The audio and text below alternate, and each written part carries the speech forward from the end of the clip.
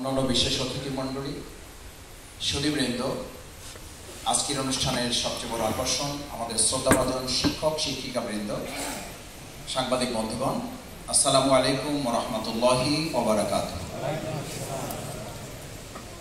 Academic আলোচনা হয়েছে, আরও একাডেমিক আলোচনা আপনারা শুনবেন। আমাদের প্রধান অতিথি বিশেষ অতিথি মূলত কথা বলবেন। আমি দু-তিনটি কথা বলি, আমার বক্তব্য শেষ করতে চাই।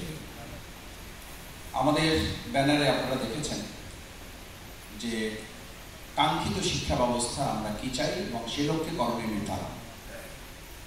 আমাদের কাঙ্ক্ষিত শিক্ষার প্রথম দিক হচ্ছে আমাদের এমন শিক্ষা ব্যবস্থা চাই যে দেশে আর কোনো গুলির আঘাতে আমাদের নির্মুগ্ধ এবং সাইদদেরকে গুলিবিদ্ধ হয়ে মৃত্যুর মুখে পতিত হতে হবে না। আমরা এমন শিক্ষা ব্যবস্থা চাই যে শিক্ষা ব্যবস্থায় বাংলাদেশে আর ধর্ষণের সেঞ্চুরি হবে এরকম একটা পতিত বাংলাদেশ বিশ্বের দরবারে পরিচিত হবে, সেই শিক্ষা ব্যবস্থা আমরা আর চাই না। আমরা সেই শিক্ষা ব্যবস্থা চাই না যে শিক্ষা ব্যবস্থায় একজন শিক্ষক তার সন্তানগুলো ছাত্রীকে সামনে বসিয়ে রেখে বলবে, তোমার নিকাব কিংবা হিজাবের কারণে তোমাকে তো আমি চিনতেই পারছি না, তোমাকে হয় মুখ খুলতে হবে, না হলে তোমাকে ভাইবা থেকে বাতিল করা হবে। এরকম অধপতিত শিক্ষা ব্যবস্থায় আমরা আর ফিরে যেতে চাই না। সম্মানিত শিক্ষকবৃন্দ, আমাদের এই বাংলাদেশি এমন শিক্ষা ব্যবস্থারও তো আমাদের সুযোগ রয়েছিল। এমন মানুষও তো এই শিক্ষা ব্যবস্থায় আমরা নিজেদের মতো করে তৈরি করার সুযোগ হয়েছে। আকণ্ঠ নিমজ্জিত এরকম দুর্নীতিতে ভরা একটা বাংলাদেশে যারা শুধুমাত্র মসজিদের ইমামতি করার যোগ্যতা অর্জন করেন না, যারা শুধুমাত্র জানাজা পড়াবার ইমামতি করেন না, যারা সংসদ সদস্য ছিল হন, যারা মন্ত্রণালয় পরিচালনা করেছেন এবং মন্ত্রণালয় পরিচালনা করে তারা চ্যালেঞ্জ করেছেন সংসদে এবং সংসদের বাইরে, যদি 2 টাকার চ্যালেঞ্জে আমাদেরকেও দুর্নীতি প্রমাণ করতে পারে তাহলে শুধু মন্ত্রণালয়, শুধু সংসদ সদস্য পদ না, জামাত ইসলামেরও আমরা সহযোগী সদস্য পদ থেকে প্রত্যাহার করি। আমরা সেই রকম শিক্ষা ব্যবস্থা চাই যারা এরকম দুর্নীতির মধ্যে থেকেও এই চ্যালেঞ্জ দিয়ে বাংলাদেশকে একটা দুর্নীতি মুক্ত বাংলাদেশ গঠন করা, সংসদ সদস্য শুধু নয়, মন্ত্রণালয় শুধু নয়, রাষ্ট্র পরিচালনার পাশাপাশি আমাদের বাইতুল মুকাররমে মসজিদের ইমামতি করার যোগ্যতা একই সাথে তারা অর্জন করতে পারবে। কেন পারছে না? আজকে হচ্ছে না কেন?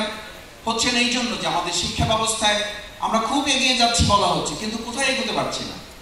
এগোতে পারছি না তো এই জন্য যে আমাদের বলাই হয়েছে ক্যারেক্টার এবং কেরিয়ার দুটোকে মিলে যদি সমন্বয় না করা যায়, career without character is more dangerous then a lion.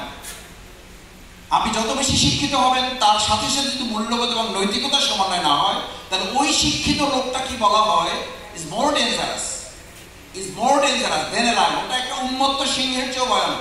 এই ভয়ানক পরিণতি তো আমরা জাহাঙ্গীরনগর বিশ্ববিদ্যালয়, আমাদের ইডেন কলেজ এবং অন্যান্য প্রতিষ্ঠানগুলোতে আমরা দেখেছি। এই জগতে আর বাংলাদেশ ফিরবে না ইনশাআল্লাহ।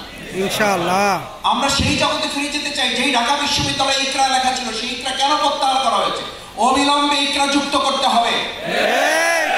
ফজলুল হক মুসলিম হল থেকে কোন কারণে মুসলিম শব্দ বাদ দেওয়া হয়েছে, আজকের বাংলাদেশের এই জনগণের কাছে তার জবাব দিতে হবে। শব্দ যোগ করতে হবে।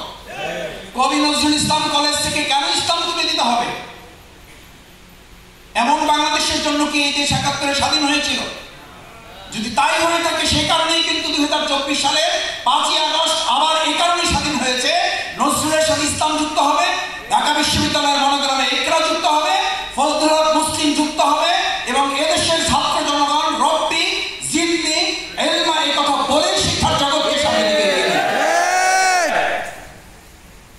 এই বাইরে গিয়ে আমাদের আসলে বাঁচার আর কোনো উপায় নেই। এই জন্য যে শিক্ষা ব্যবস্থাকে বলা হয় মোর ইউ রিড লার্ন, আপনি যত শিখবেন, এখন আমাদের এক শিক্ষক বলতেন, যত শিখবা তত আর্ন এবং আর্ন পাবা।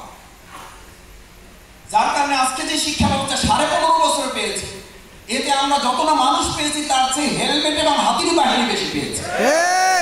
আগামী দিনে আর শিক্ষা ব্যবস্থার হেলমেট এবং হাতির বাহিনী তৈরি ব্যবস্থাপনা এই বাংলাদেশের মানুষ দেখতে চায় না। অন্তর্বর্তীকালীন এই সরকার আশা করি হেলমেট এবং হাতুড়ি বাহিনীর পরিবর্তে বাংলাদেশের দেশপ্রেমিক সেরকম কিছু যোগ্য নাগরিক তৈরি করবে, যাতে করে আমাদের দেশের মেধাবীরা, আপনারা জানেন আমাদের এখানে অনেক সন্তানেরা নিরাপদ মেধা এবং আশ্রয়ের খোঁজে বাংলাদেশের পরিবর্তে এখন বিদেশে যাচ্ছে, আর তারা ফিরে আসছে না। আমরা অন্তর্বর্তীকালীন সরকারের কাছে আহ্বান জানাতে চাই, বাংলাদেশে এমন পরিবেশ তৈরি করতে হবে যাতে আমাদের মেধা আমাদের কাছে না রেখে বিক্রি করে মেধা, আমাদের মেধা এখন অন্যরা কিনে নিয়ে বিশ্ব আজকে বড় বড় জায়গাগুলোতে আমাদের বাংলাদেশের সন্তানেরা সেখানে নেতৃত্ব দিচ্ছে, অথচ আমাদের দেশ সেখানে তলাবিহীন ঝুরি করে ফেলা হচ্ছে। এরকম নীতিমালার শিক্ষা আর না তৈরি করে বরং বিদেশে যারা গিয়েছিল তাদেরকে ফিরে নিয়ে এসে মেধা না কোটা, এই বৈষম্যহীন ছাত্র আন্দোলনে বৈষম্য বিরোধী ভূমিকা যারা করেছিলেন তাদের মূল মন্ত্রে ফিরে আসার জন্য সেই সমস্ত মেধাবীদেরকে ফিরে আসার উপযুক্ত বাংলাদেশ আমরা তৈরি করব ইনশাআল্লাহ। সেই প্রত্যাশা ব্যক্ত করে আমাদের এই সুন্দর বাংলাদেশ গড়ার জন্য আল্লাহ তাআলা যেন আমাদের আন্দোলনে যে সমস্ত বীর মুগ্ধ আবু সাঈদরা জীবন দিয়েছে তাদের সহ যারা এখনো আহত আছে তাদেরকে যেন আল্লাহ তাআলা হায়াতে তৈয়বা দান করেন, যারা আহত আছেন যারা নিহত হয়েছেন তাদেরকে যেন আল্লাহ তাআলা শহীদ হিসেবে কবুল করে জান্নাতুল ফিরদাউস নসিব করেন, সেই প্রত্যাশা ব্যক্ত করে কথা শেষ করছি। আল্লাহ হাফেজ। বাংলাদেশ জিন্দাবাদ। আদর্শ শিক্ষক ফেডারেশন জিন্দাবাদ।